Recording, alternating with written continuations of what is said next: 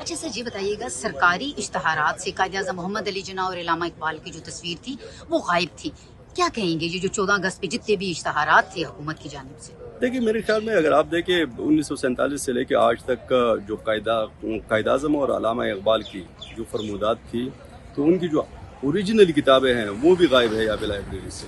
اور ابھی جو پاکستان ہے ان کے آپ فرمودات کو دیکھیں اور ابھی پاکستان کو دیکھیں تو میرے خیال میں اس پاکستان کا نقشہ تو بالکل الٹ ہے قائد اعظم اور علامہ اقبال کی جو خواہشیں تھیں ان سے. تو اگر وہ تصاویر انہوں نے ہٹا دی تو میرے خیال میں کوئی لمحہ فکریہ نہیں ہے.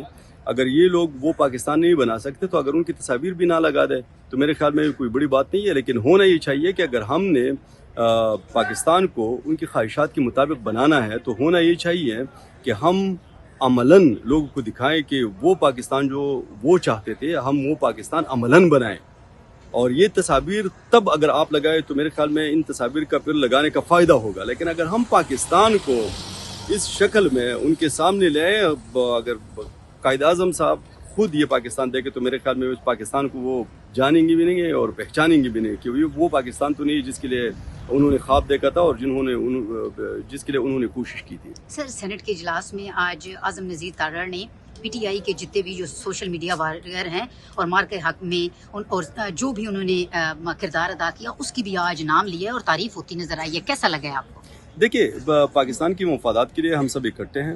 وہ تو پہلے بھی خان صاحب کی بھی پالیسی ہے، پاکستان تحریک انصاف کی بھی پالیسی ہے. جب فورن ایگریشن ہوتی ہے اس کے خلاف یا پاکستان کے خلاف تو ہم ضرور اکٹھے ہوں گے، ہم پاکستان کے لیے کام کریں گے. لیکن بدقسمتی سے یہ لوگ یہ نہیں مان رہے اور کسی کو غدار ٹھہرا کے، کسی کو دہشت گرد بنا کے یہ لوگ ہمیں پیش کر رہے ہیں. لیکن اصل میں نہ ہم غدار ہیں نہ دہشت گرد ہے. ہم پاکستان کی مفادات پہ بالکل سودے بازی کرنے کے لیے تیار ہی نہیں ہے. جو لوگ سودے بازی کریں گے ہم ان کے خلاف کھڑے ہوں گے اور یہ ہم نے بارہا ثابت کیا. آج جو انہوں نے ہمارے لیڈر کو، ہمارے رہنما کو پابند سلاسل کیا ہے، میرے خیال میں وہ بھی سب سے پہلے پاکستان اور پاکستان میں حقیقی آزادی کے لیے وہاں پہ بیٹھے ہیں. تو وہ بھی چاہتے ہیں کہ پاکستان حقیقی طور پہ آزاد ہو، وہ بھی چاہتے ہیں پاکستان ترقی کرے، وہ بھی چاہتے ہیں کہ پاکستان وہ بنے جو قائد اعظم رحمۃ اللہ علیہ اور علامہ اقبال چاہتے تھے. لیکن یہ جو پاکستان ہے یہ وہ پاکستان بالکل نہیں ہے. تو میرے خیال میں میں تو یہ کہوں گا کہ پاکستان کو نہ صرف پاکستان کی حفاظت کے لیے بلکہ پاکستان کو ترقی دینے کے لیے سب سے زیادہ اگر کوئی پارٹی کام کرتی ہے تو وہ ہے پاکستان تحریک انصاف کی پارٹی. اور سب اگر کوئی کام کرتے ہیں تو وہ پاکستان تحریک انصاف کے ورکرز اور پاکستان کے تحریک انصاف کے بڑے یا رہنما وہ پاکستان کو ترقی دلانے کے لیے میرے خیال میں سب سے زیادہ کام ہم کر رہے ہیں.